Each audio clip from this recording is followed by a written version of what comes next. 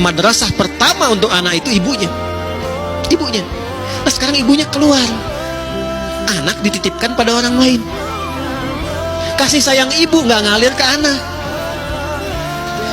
Yang gendong orang lain, anak nggak merasakan kehangatan ibunya. Karakternya nggak nyampe. Ibu cuma bisa marah-marah ketika anaknya nggak nurut sama ibu. Ibu tanyakan istighfar, tuh anak tuh begitu, kenapa? Apa dosa ibu kepada anak tuh? Ketika Anda minta, nah begini, anaknya rewel, anaknya berangkat, ibu cuma bisa marah, tapi tidak melihat ke belakang tuh terjadi apa. Kok anak orang lain nggak begitu? Anak orang lain taat-taat saja, anak orang lain baik-baik saja. Riset menunjukkan kebanyakan anak yang tawuran, yang narkoba, yang ribut, itu ketika diriset, mereka ternyata mencari perhatian yang tidak didapatkan di rumahnya. Rezeki itu kan sudah jatah dari Allah.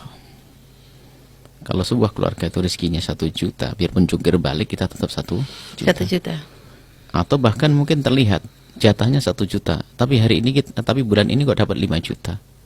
Ya, tetap 1 juta pada akhirnya. Mungkin anak sakit, hilang, atau pengeluaran menjadi lebih besar, sehingga tidak lebih dari 1 juta. Sudah dijatah oleh Allah. Dan itu harus kita yakini.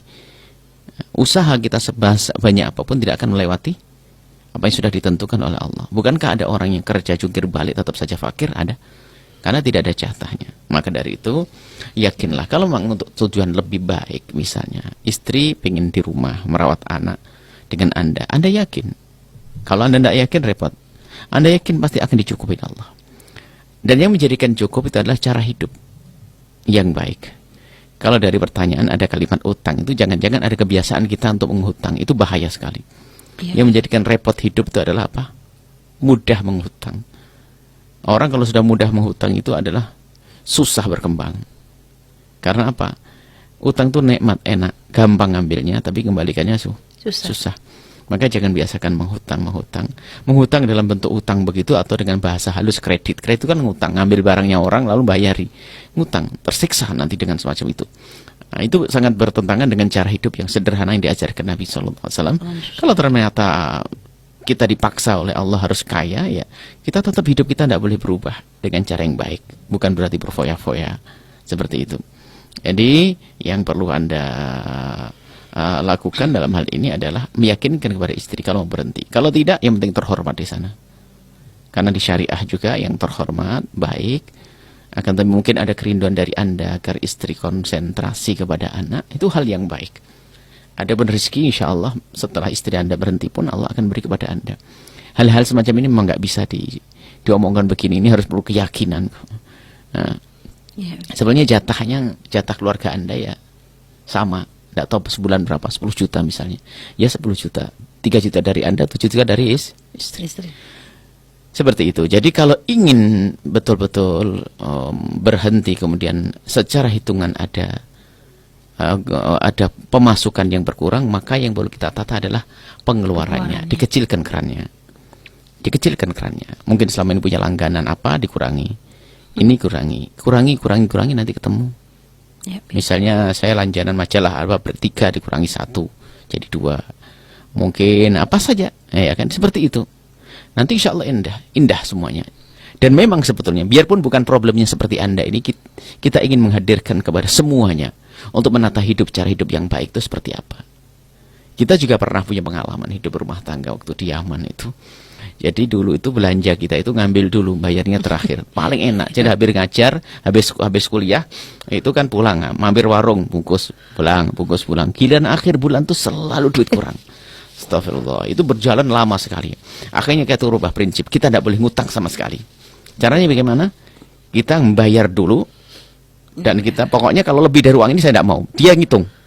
Jadi kebutuhan kita sudah kita kira, beras berapa kilo, yang telur kan bisa dihitung berapa dalam sebulan berapa, ini dibayari semua selesai. Baru mulai bisa nabung waktu itu, sehingga bisa beli ini dan sebagainya karena ngatur. Waktu ngambil gampang, enak banget. Ngambil pulang, telur ambil. Umi bilang, "Ya titip ini." Ya, titip ini ya, pulang bayar karena ngambilnya enak. Tapi setiap akhir bulan kelabakan betul. Tapi setelah dirubah begitu, alhamdulillah. Karena kalau bisa nanti sudah kita ngirit bisa irit atau ya mengeluarkan dengan ekonomis. Seperti itu cara hidup yang perlu Anda tata. Baik. Dan semuanya ini foya-foya tidak disenangi oleh Allah. Itu kawannya syaitan. Apa yang ibu lakukan sudah benar. Sudah benar. Ibu berhenti kerja, ibu urus rumah, dan ibu taat sama suami. Itu langkah yang paling tepat. Ibu jangan pernah merasa ibu salah. Oke? Itu poin dulu. Tinggal masalah keluarga. Keluarga tidak perlu mencampuri terlalu jauh. Dan ibu tidak usah terbebani dengan keluarga. Bahasa yang mereka gunakan, masa sudah kuliah tinggi cuma ngurus anak. Subhanallah. Terus orang kuliah tinggi nggak ngurus anak. Justru kewajiban utama urus anak, bukan kuliah. Bukan kerjaan prestasi dunia, bukan. Terutama bagi wanita. Wanita yang sukses, wanita yang bisa menjadi seorang istri yang selalu didambakan, dirindukan oleh suaminya, dan juga menjadi ibu yang baik buat anak-anaknya. Seperti ini, melihat setiap tumbuh kembang anaknya. Setiap saat, karena anak itu butuh. Saya punya anak-anak kecil di rumah, saya lihat luar biasa. Sedikit saja istri lalai, mungkin sudah bisa terjadi sesuatu yang tidak diinginkan. Pecah gelas, jatuh ini, kebentur di sana, banyak macam-macam. Memang harus ekstra. Kalau ibu sibuk di luar rumah, bagaimana caranya bisa mengurus anak-anak ini? Lalu siapa yang akan mengurus mereka? Kita berharap pembantu, berarti akan seperti akhlaknya pembantu itu, bukan seperti apa yang Anda harapkan. Ya, jadi mirip dengan jawaban-jawaban saya sebelumnya, ada hal-hal yang harus kita punya prinsip teman-teman dalam rumah tangga, termasuk dalam menghadapi keluarga seperti ini. Kenapa berhenti kerja? Itu keputusan saya. Tunjukkan begitu.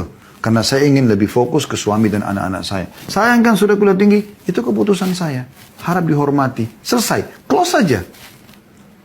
Gak usah juga ibu misalnya menunjukkan kayak wajah sedih atau ibu mengatakan, iya sih tapi apa boleh buat. Nah ini jangan. Karena ada celah di mana mungkin mereka akan bilang, oh berarti dia nyesal. Enggak, saya bahagia sekarang, ini keputusan saya, tolong dihormati. Selesai.